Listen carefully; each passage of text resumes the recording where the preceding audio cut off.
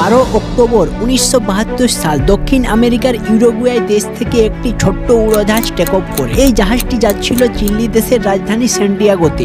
আর এই জাহাজটিতে রয়েছেন সেই দেশের কিছু বলবান শক্তিশালী খেলোয়াড়। মোট 45 জন প্যাসেঞ্জার ছিল, যাদের মধ্যে কারো পরিবারও এই জাহাজটিতে ছিল। এই জাহাজটির সফর প্রায় 3 ঘন্টার ছিল, কেননা আমেরিকা থেকে সান্টিয়াগোতে যেতে 3 ঘন্টা সময় লাগতো। কিন্তু রাস্তার মধ্যে পাওয়া যায় বিশাল আন্দিজ পর্বত শ্রেণী, যেটা পৃথিবীর হিমালয়ের পরে দুনিয়ার সব থেকে বড় পর্বত শৃঙ্গ। আর এই পর্বতের জন্য এই প্যাসেঞ্জারদের সব থেকে ভয়ঙ্কর বিপদ হয়ে দাঁড়ালো এই বরফের বিশাল পর্বত শ্রেণীগুলো।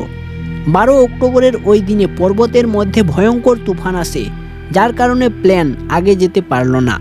পাইলট ডিসাইড করে যে আজকে প্লেনটি এখানে ল্যান্ড করা হবে, পরের দিন আবার টেক অফ করা হবে। তাই আর্জেন্টিনার মেন্ডোসা শহরে প্লেনটিকে ল্যান্ড করা হয়। পরের দিন 13 অক্টোবর 1972 সাল ঠিক আবার প্লেনটিকে টেক অফ করা হয় দুপুরবেলা 2:18। পাইলট দেখছিল আবহাওয়া প্রায় পরিষ্কারই আছে, তাই 1 ঘন্টা পর্যন্ত সফর ভালোই যাচ্ছিল। কিন্তু 3:21 প্লেনটিকে পাইলট ডিসেন্ড করাচ্ছিল, কারণ সান্টিয়াগো পৌঁছতে আরও 1 ঘন্টার সফর ছিল পাহাড়ের মধ্য দিয়ে। প্লেনটিকে নিচে নামানোর সময় হঠাৎ অনেক বাদল চলে আসে প্লেনটির সামনে এবং প্লেনটি উপর নিচে হতে লাগলো। তারপর হঠাৎ করে প্লেনে অ্যালার্ম বাজতে থাকে আর ওয়ার্নিং লাইটও জ্বলে ওঠে ঠিক সেই সময়। কেউ কিছু বুঝতে পারছিল না প্লেনের মধ্যে কি হচ্ছে। তারপর আবহাওয়া একটু পরিষ্কার হলো, তখন সবাই ভাবলো হয়তো আবহাওয়া পরিষ্কার হয়ে গেছে। কিন্তু ঠিক সেই সময়ই পাইলট অনুভব করতে পারে যে তাদের সামনে বড় পাথরের চাট্টান আছে। তাই প্রেসারে এসে পাইলট প্লেনটিকে উপরের দিকে নিয়ে যাওয়ার চেষ্টা করে। প্রায় পুরো প্লেনটি উপরে উঠেই গেছিল, কিন্তু দুঃখিত ততক্ষণে অনেক দেরি হয়ে গেছিল।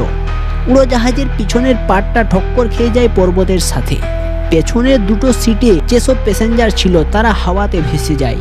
তারপরেও পাইলট হাল ছাড়ে নাই। পাইলট তখনও প্লেনটিকে উপরে নিয়ে যাওয়ার চেষ্টা করেই যাচ্ছিল, কিন্তু কিছু সেকেন্ডের পর আরেকটা ইঞ্জিনও ঠক্কর খেয়ে যায়, আর সাথে আরও কিছু প্যাসেঞ্জার হাওয়াতে ভেসে যায়। তারপর প্লেনের শুধুমাত্র বেঁচে থাকে মেন পার্ট, যেটা প্রায় 700 কিমি/ঘন্টা বেগে ঘর্ষণ খেয়ে একটা হিমবাহের উপর ল্যান্ড হয়। প্লেনের সব সিট বাইরে আসে যায় এবং প্লেনের ককপিট পুরোপুরি গুঁড়ো হয়ে যায়, এবং সাথেই প্লেনের 2 পাইলটও সেখানেই মারা যান। প্লেনটি আটকে পড়ে আন্দিজ পর্বতের মাঝে প্রায় 300 কিলোমিটার গভীরে। কিন্তু আশ্চর্যের বিষয়, প্লেনে 45 জনের মধ্যে এখনও 35 জন প্যাসেঞ্জার বেঁচে ছিল। তারা ক্র্যাশটিকে কোনো রকমভাবে হয়তো সার্ভাইভ করে গেছিল।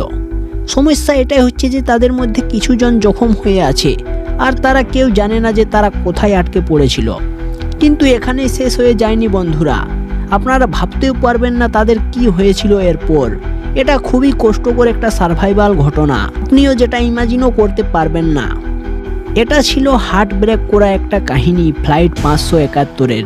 তো চলুন জানি আমরা কি হয়েছিল আসলে সেই দিনটিতে। এই ক্র্যাশের মধ্যে এরকম 2 জন প্যাসেঞ্জার ছিল যাদের শরীরে একটুও আঘাত পায়নি। একজন 19 বছরের রবার্টো কেনেসা এবং 20 বছরের গুস্তাভো জেরবিনো। এই 2 জন মেডিকেল স্টুডেন্ট ছিল, তাই তারা শীঘ্রই আঘাত পাওয়া ব্যক্তিদের সাহায্যের জন্য লেগে যায়। যতটা সক্ষম ছিল তারা জীবিত যাত্রীদের সাহায্য করেন। অপরদিকে এই জাহাজের অদৃশ্য হওয়ার 1 ঘন্টা পরেই চিলিয়ান সার্ভাইভাররা তাদের রক্ষার জন্য 4টি উড়োজাহাজ পাঠায়। সন্ধ্যা থেকে রাত পর্যন্ত তারা ক্র্যাশ প্লেনটিকে সার্চ করে, কিন্তু শেষ পর্যন্ত তারা কিছুই পেল না। রেডিও তরঙ্গের সাহায্যে দেখা হয়, সেখানে জানা যায় এই প্লেন এমন কোনো জায়গায় আটকে আছে যেখানে বেতার তরঙ্গ নেই। আর এই জাহাজটি হলুদ রঙের ছিল, আর বরফের পাহাড়ের গভীরে এটিকে খোঁজা প্রায় অসম্ভব ছিল। 13 অক্টোবর রাতে জীবিত প্যাসেঞ্জারদের একটা আশা ছিল যে আজকের রাতটা পার হয়ে গেলে নিশ্চয়ই পরের দিন কেউ না কেউ তাদেরকে খুঁজতে নিশ্চয়ই আসবে। ওই রাতে 5 জন সার্ভাইভ করতে পারে না সেই বরফের মাঝে। এখন বাঁচে 28 জন সার্ভাইভাল। তারা প্লেনের পড়ে থাকা জিনিসগুলোকে আশ্রয়ের জন্য ব্যবহার করেন। তারা প্লেনের পেছন দিকটা ঢেকে দেয় কোনোরকমভাবে, যাতে ভিতরে তারা গরম থাকতে পারে। পরের দিন 14 অক্টোবর আর্জেন্টিনা, চিলি, ইউরুগুয়াই দেশ থেকে 11টি আলাদা আলাদা প্লেন সার্চ অপারেশনের জন্য পাঠানো হয়। তারা যে লোকেশনটা চুজ করেছিল সার্চ করার জন্য সেটা একদমই সঠিক ছিল। তবুও এই সাদা বরফের মাঝে তাদেরকে খোঁজা প্রায় অসম্ভব ছিল। তবে প্যাসেঞ্জাররা তাদের সুটকেস দিয়ে একটা বড় ক্রস বানিয়েছিল, যাতে সার্চ এয়ারক্রাফটের নজর সেটার উপর পড়ে। সেই দিন তাদের উপর একটা নয় বরং 3টা উড়োজাহাজ পার হয়েছিল। তারা অনেক চিৎকার করেছিল, ইশারা করেছিল, কিন্তু সব প্রচেষ্টায় বিফল হয়ে যায়। পরের দিন 15 অক্টোবর 1972 সাল সবাই রিয়েলাইজ করতে পারে যে তাদের বাঁচার জন্য তাদের জলের খুব প্রয়োজন। একজন যাত্রী ছিল, সে একটা মেটালের সিটকে ব্যবহার করে সোলার কালেক্টর হিসেবে, যেটা সূর্যের আলোকে অ্যাট্রাক্ট করতে পারা যায়, আর সেইভাবে এক এক ফোঁটা করে জল সংগ্রহ করতে থাকে তারা। এদের মধ্যে এরকম কিছু প্যাসেঞ্জার ছিল যারা বেশিরভাগ সমুদ্র কিনারায় বসবাস করত, আর তার উপর -30 ডিগ্রি টেম্পারেচারের উষ্ণতায় উপযুক্ত খাবার ছাড়াই তারা সার্ভাইভ করতে পারছিল না। এই বরফের পাহাড়িতে আরেকটা বড় সমস্যা হলো স্নো ব্লাইন্ডনেস। যখন বরফের মধ্যে সূর্যের কিরণ প্রতিফলিত হয় সেই সময় মানুষের চোখও ড্যামেজ হতে পারে, যেটাকে স্নো ব্লাইন্ডনেস বলা হয়। যাদের মধ্যে শুধুমাত্র 3 জনের মুখে সানগ্লাস ছিল। 21 অক্টোবর 1972 ক্র্যাশের 8 দিন পরে সার্চ টিম হার মেনে নেই। তারা মনে করে নেই যে 8 দিন পর্যন্ত কেউ বেঁচে থাকতে পারে কি, তাই এই অপারেশনটিকে সেখানেই ক্লোজ করে দেওয়া হয়।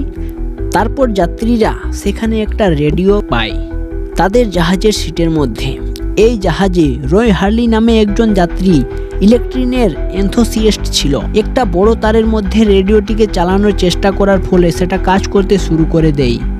কিন্তু এটার একটা সমস্যা ছিল, বাইরের থেকে যে কোনো SMS এখানে আসবে, কিন্তু তারা নিজে থেকে কোনো মেসেজ পাঠাতে পারবে না।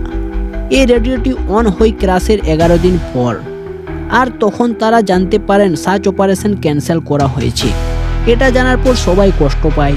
তাদের মধ্যে কেউ কাঁদতে শুরু করে, কেউ আবার ভগবানকে ডাকতে শুরু করে, আবার কেউ সাইলেন্ট হয়ে যায় সেখানেই। ফিরনেন্ডো প্রাডা নামের এক প্যাসেঞ্জার একমাত্র ছিল যে এই খবর পেয়েও বিন্দাস ছিল, কারণ তার মাথায় কিছু আলাদাই বুদ্ধি এঁটেছিল। 11 দিন পর্যন্ত তাদের খাবার ছিল না ঠিকঠাক করে। তারপর তাদের খাবার কমতে থাকে। কেবল ছিল তাদের কাছে 8টি চকোবার, মাসেলের টিন, 3টি জেমস জার, 1 জার অ্যালমন্ডস, কিছু ডেটস এবং কিছু ক্যান্ডি ছিল, আর সাথে ছিল মদের একটি বোতল। তারা এই খাবারগুলিকে ভাগ বাটা করে খেত প্রতিদিন। পেরোটা একটা চকোলেটকে প্রায় 3 দিন খেয়েছিল। আর 3000 কিলোমিটার উঁচুতে না কিছু গাছ, না কিছু গাছড়া, কিছু পশু প্রাণীও নেই যেগুলোকে তারা শিকার করে খাবে বলে।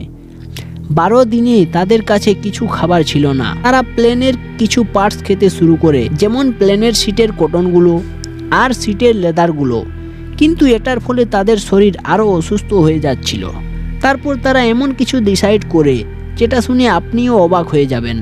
তারা তাদের বন্ধু এবং পরিবারের মৃতদেহগুলিকে খেতে আরম্ভ করে দেয়, কিন্তু কিছু জনের এগুলো রুচি হচ্ছিল না। কিন্তু এইভাবে যখন 2 দিন আবার পার হয়ে যায়, তখন তারা মানুষের মাংসকেই নিজের খাবার বানায়। 29 অক্টোবর ক্র্যাশের 16 দিন পরে রাতে এক ভয়ঙ্কর গর্জন শুনতে পায় তারা। জানা যায় এক বড় বরফের স্তূপ বিশাল বেগে পাহাড়ের নিচের দিকে ধেয়ে আসে এবং প্লেনের ককপিটে পুরো বরফ ঢেকে যায়।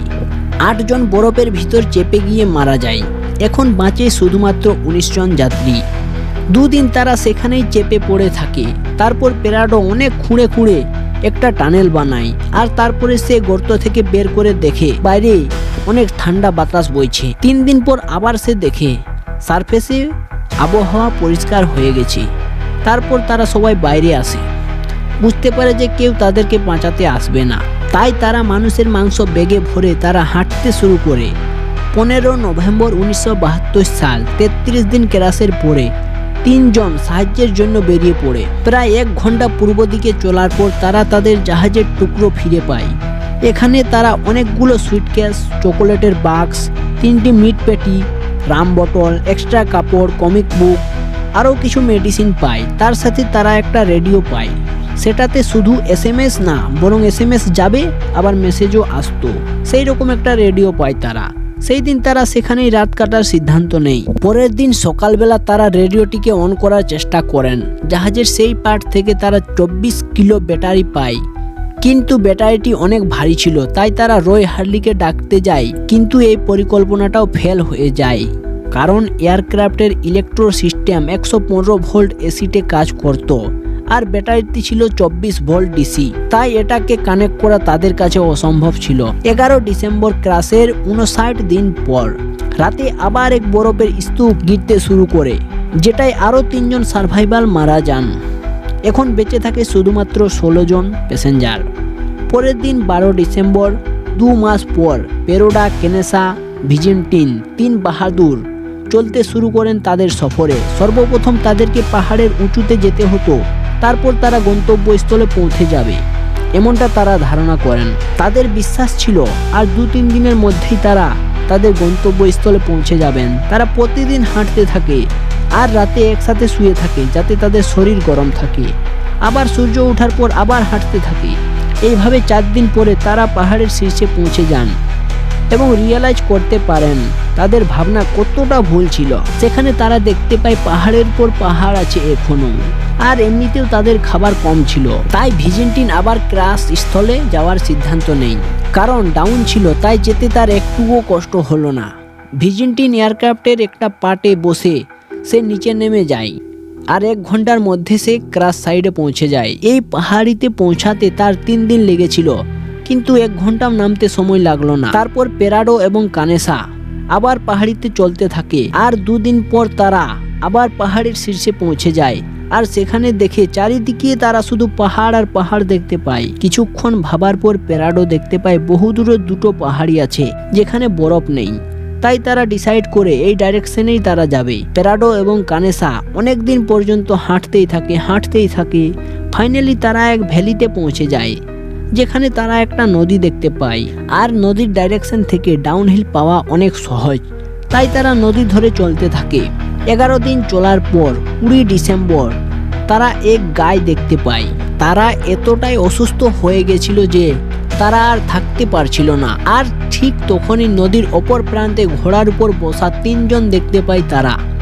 তাই পেরাডো নদীর ওই প্রান্তে একটি চিঠি পাঠায় স্প্যানিশ ভাষাতে। সেখানে লেখা ছিল যে আমি ইউরুগুয়াই দেশ থেকে এসেছি, আমি 10 দিন থেকে হেঁটে আসছি, আমার বন্ধুরা ক্রাশ সাইডে আছে, আমাদের কাছে কোনো খাবার নেই, দয়া করে তাড়াতাড়ি করে আমাদেরকে সাহায্য করুন। আর এই চিঠিটি রিসিভ করে নদীর ওই পারের এক চিলিয়ান কিষান যার নাম ছিল সার্গিও কাটালান, সে নোটটা দেখে আর ইশারা করে দেয় যে আমি বুঝতে পেরে গেছি। আর সেটা শুনে তারাও ভাবে আর বুঝতে পারে 2 মাস আগে এক প্লেনের ক্র্যাশ হওয়ার ঘটনা তারাও কিন্তু শুনেছিল। আর এটা শুনে তারা অবাক হয়ে যায় যে কিভাবে 2 মাস পর্যন্ত সার্ভাইভাররা বেঁচে থাকতে পারে। তারপর 10 ঘন্টা পর তাদের সবাইকে সাহায্যের জন্য অপারেশন টিম পাঠানো হয়। তো এটাই ছিল বন্ধুরা দুনিয়ার সবথেকে বড় প্লেন ক্র্যাশ ঘটনা।